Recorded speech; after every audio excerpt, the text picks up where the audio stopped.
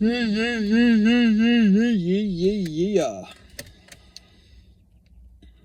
Justice.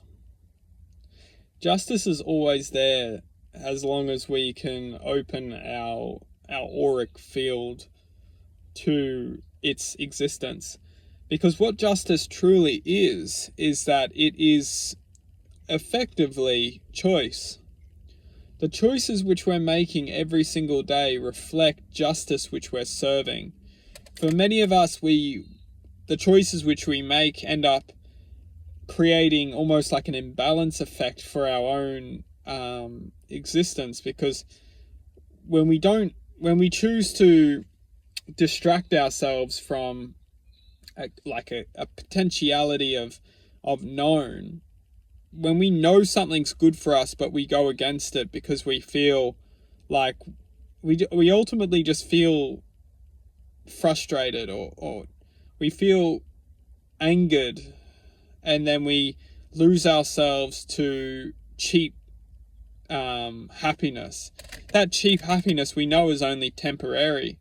We know that it's only short term, and we know once it's over we will feel, lost, or feel frustrated, or feel angered, or disappointed in ourselves.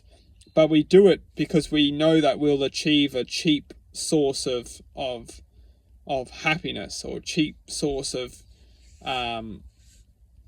happiness, really. And that ultimately is a form of self-knowledge.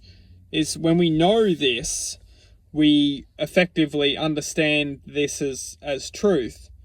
And what we can start to do is, when we start to implement justice for our lives, is what we're doing is we're effectively moving forward and understanding what is triggering our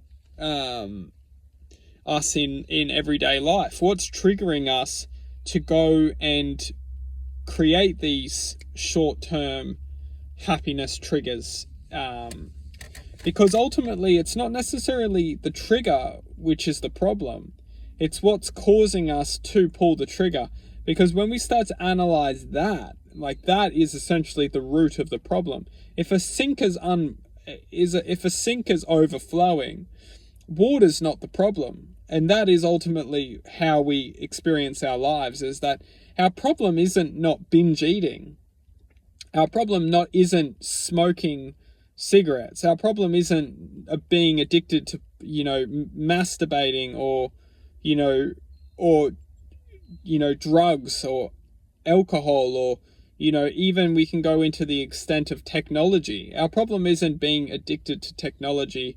Our problem is ourselves.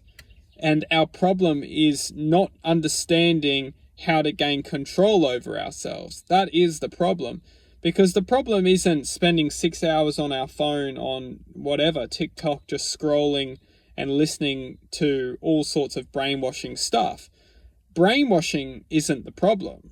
The problem is not having the self-control to understand how to implement a stable level of existence, that we don't need to be trapped in this wavelength of surrender and obey, because ultimately we're surrendering and obeying to allowing the trigger to be pulled.